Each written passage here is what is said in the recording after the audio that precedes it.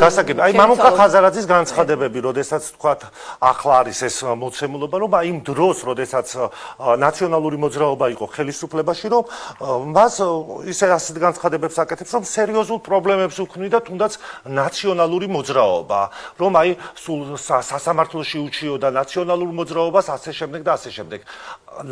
ანუ ხელს უშლიდა ნაციონალური მოძრაობის ხელისუფლება, თუნდაც მამუკა ხაზარაძეს იმისთვის, რომ ბიზნესი გაეკეთებინა, თვითონ ამბობს, რომ მიშლიდნენო. შედეგები მეტყველებს იმაზე, რომ უსაზღვროდ გამდიდრდა ეს კომპანია და მოიპოვა ძალიან დიდი წონა. ეხლა მე მაგ საკითხებში ჩახედული არ ვარ, მაგრამ თქვენ დაკვირვება? და ვერაფერს ვერ, იმიტომ რომ ჩემი საქმით ვიყავი დაკავებული და არ მსმენია მე მაგ პროცესების შესახებ და თუ ხელს უწყობდა თქვენი ხელისუფლება? ხელს თუ არ უწყობდა ის შედეგები საიდან არის, რომელიც მან ბიზნესში მიიღო და რასაც მან მიაღწია, მაგრამ მაგასაც თავი დავანებოთ.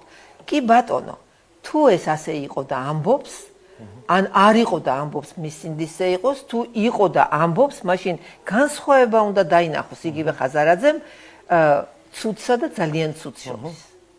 და დანარჩენი მის სინდისზეა. ეხლა რას აკეთებს, ეხლა რა შეუძლია და მაშინ რას აკეთებ და რას შედეგებს მიაღწევს.